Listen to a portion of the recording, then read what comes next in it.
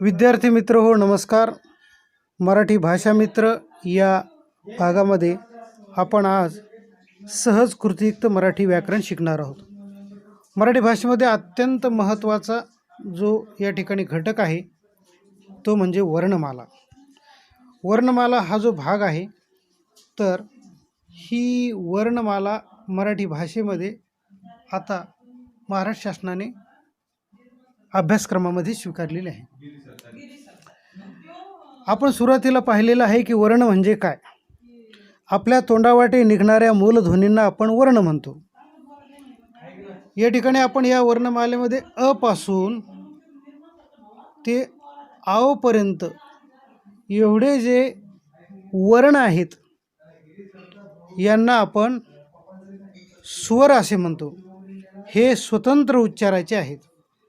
यामध्ये आणि आहा हे दोन आहेत, हे स्वरादी आहेत. या स्वरामध्ये रू, लृ, त्याचप्रमाणे इंग्रजीतून नव्याने आपण स्वीकारलेले आहेत ॲ आणि आ. असे मराठीमध्ये एकूण 14 स्वर व 2 स्वरादी आहेत. यानंतर आपण खाली पाहणार आहोत व्यंजने. स्वरानंतर व्यंजने. व्यंजने ही अपूर्ण उच्चाराची असतात आणि हे अपूर्ण उच्चाराची जी व्यंजने आहेत यामध्ये क पासून ळ पर्यंतची एकूण 34 व्यंजने आपल्याला पाहायला मिळतात. तर ही 34 व्यंजने आपण यामध्ये पाहताना व्यंजने ही अपूर्ण उच्चाराचे आहेत हे आपण अगोदर समजून घेतलेलेच आहे. या ठिकाणी क हे एक आपण व्यंजन पाहू. याच्यामध्ये बारकाईनं पहा. तर क हे या ठिकाणी व्यंजन दाखवताना आपल्याकडे हे दाखवण्यासाठी क हे व्यंजन आहे हे दाखवण्यासाठी त्याचा पाय मोडून लिहितात. म्हणजे ही या ठिकाणी जी सर्व व्यंजने आहेत क पासून तर ळ पर्यंत ही सर्व व्यंजने ही पाय मोडून लिहिलेली आहेत. त्याला व्यंजने असं म्हणतात. हे अपूर्ण उच्चाराचे आहेत हे दर्शवण्यासाठी ही पद्धत आहे. क ख पासून तर ह ळ पर्यंतची ही एकूण 34 व्यंजने आहेत. परंतु यामध्ये क्ष आणि ज्ञ ही 2 जे आहेत तर 2 व्यंजने या ठिकाणी दाखवली नाहीत, कारण ही दोन्ही व्यंजने नसून ही संयुक्त व्यंजने आहेत, म्हणून या वर्णमालेत ती दाखवलेली नाही.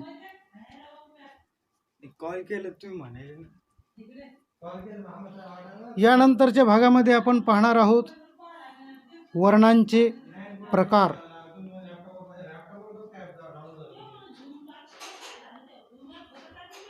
तर वर्णांच्या प्रक्रिया अगोदर आपण पाहणार आहोत 14 खडी, म्हणजे 14 अक्षरांची 14 खडी असे म्हणतात. तर 14 खडीमध्ये आपण सगळ्यात महत्त्वाचा जो भाग आहे तर तो म्हणजे या ठिकाणी आपल्याला हे समजून घ्यावं लागेल, व्यंजनामध्ये जर स्वर मिसळला तर अक्षर तयार होते. लक्षात घ्या, व्यंजनामध्ये स्वर मिसळल्यानंतर अक्षर तयार होते आणि अक्षरामध्ये स्वर चिन्हे मिसळल्यानंतर 14 अक्षरे तयार होतात. आणि ही जी 14 अक्षरे आहेत तर याला आपण 14 खडी असं म्हणतो. हा इथे एक तक्ता दाखवलेला आहे. 14 खडी, 14 अक्षरांचा हा एक तक्ता दाखवलेला आहे. सुरुवातीला या ठिकाणी वर्ण आहेत अ आ पासून आहापर्यंत. अ पासून आव पर्यंतची ही 14, अ पासून आव पर्यंत हे 12 स्वर आणि आहा हे स्वरादी, एकूण ही 14 या ठिकाणी वर्ण आहेत. आणि ह्या वर्णांच्या खाली आपल्याला या ठिकाणी चिन्हे आहेत. ह्या वर्णांना एक विशिष्ट चिन्हे दिलेली आहेत. अच्या खाली या ठिकाणी कुठलंही चिन्ह दाखवलेलं नाही, परंतु क हे व्यंजन आहे आणि क मध्ये अ हा स्वर मिसळल्यानंतर क हा पूर्ण उच्चार होतो. यानंतर आ साठी आपण या ठिकाणी काना हे चिन्ह या ठिकाणी आहे आणि हे क मध्ये हे चिन्ह मिसळल्यानंतर या ठिकाणी का हे अक्षर तयार झालेलं आहे. अशा प्रकारे ई साठी रस्व वेलांटी, दीर्घ ई साठी दीर्घ वेलांटी, रस्व उकारसाठी रस्व उकार, दीर्घ उकारासाठी दीर्घ उकार, अशा प्रकारे हे सर्व या ठिकाणी बारकाईनं पहा. ए च्या खाली चिन्ह दाखवलेले ते पहा, ॲच्या खाली चिन्ह दाखवलेले ते पहा, आयचे खाली चिन्ह दाखवलेले ते पहा, ओ, आ, औ, आहा अशा ह्या 12 अक्षराच्या खाली ही सर्व चिन्हे दाखवलेली आहेत. याला आपण स्वरचिन्हे असेही म्हणतो. आणि मग यापासून ही अशी बाराखडी तयार होते. क पासून ळ पर्यंत आपल्याला ही बाराखडी तयार करता येते. यानंतर आपण पाहणार आहोत वर्णांचे प्रकार.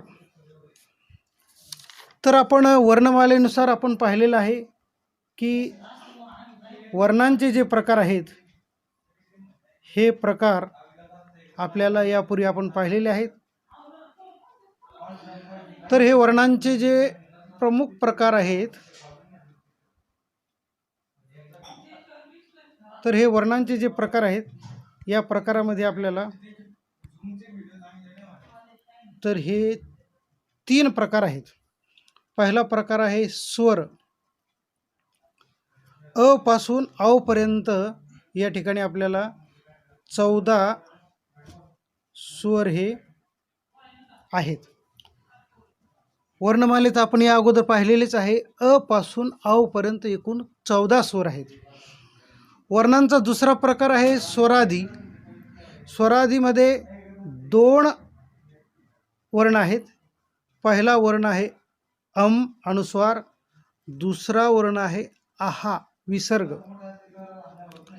वर्णांच्या प्रकारातला तिसरा प्रकार आहे व्यंजन.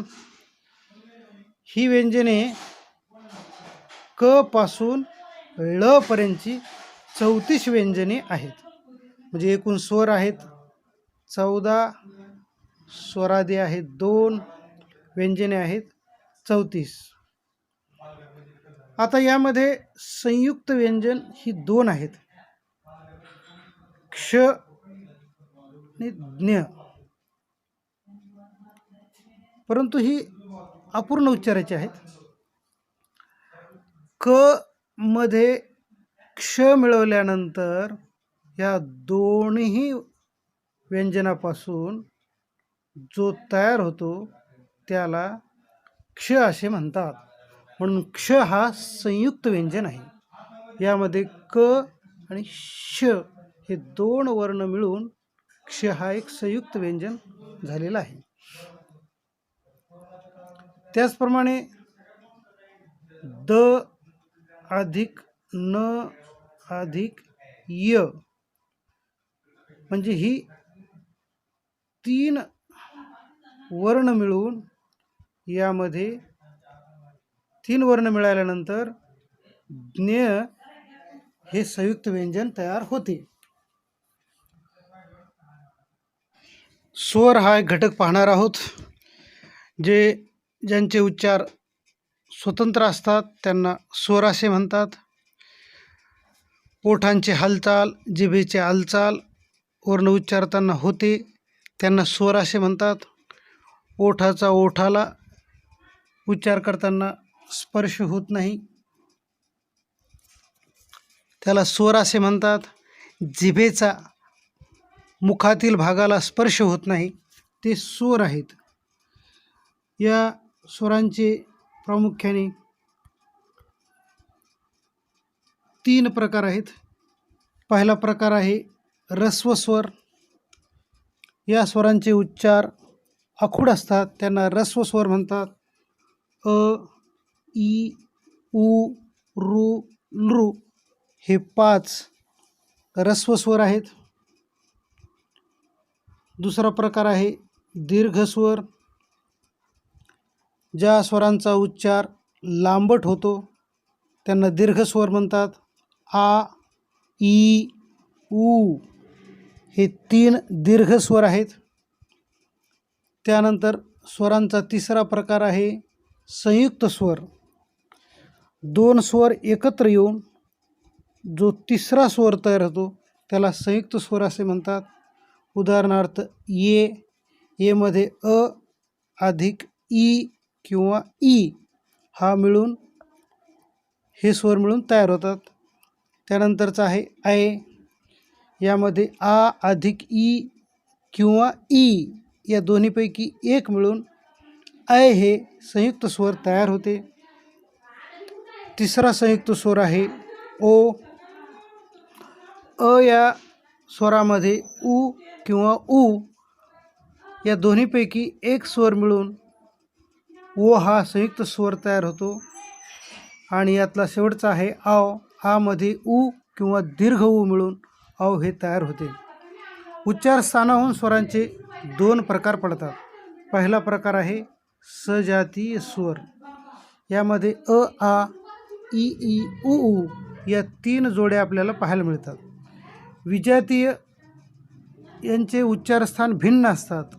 अ, ई, उ, ई हे या ठिकाणी जोड्या विजातीय उच्चारस्थानाच्या दाखवलेल्या आहेत. यानंतर आपण प्रकार पाहणार आहोत. पुढचा प्रकार आहे व्यंजने. व्यंजने ही अपूर्ण उच्चाराची असतात. याची आपण यापूर्वीच माहिती घेतलेली आहे. आणि या व्यंजनामध्ये एकूण 34 व्यंजने आहेत. 34 व्यंजनाचे जो पहिला प्रमुख प्रकार आहे तो स्पर्श. स्पर्श व्यंजने ही क ख पासून भमपर्यंत जी व्यंजने आहेत ही 25 व्यंजनांना स्पर्श म्हणतात. फुफ्फुसातील हवा तोंडावाटे बाहेर पडताना जीभ, कंठ, ताल, दात, ओठ या अवयवांना स्पर्श होऊन हे वर्ण उच्चारले जातात. म्हणून यांना स्पर्श व्यंजने म्हणतात. याचे 3 प्रकार आहेत.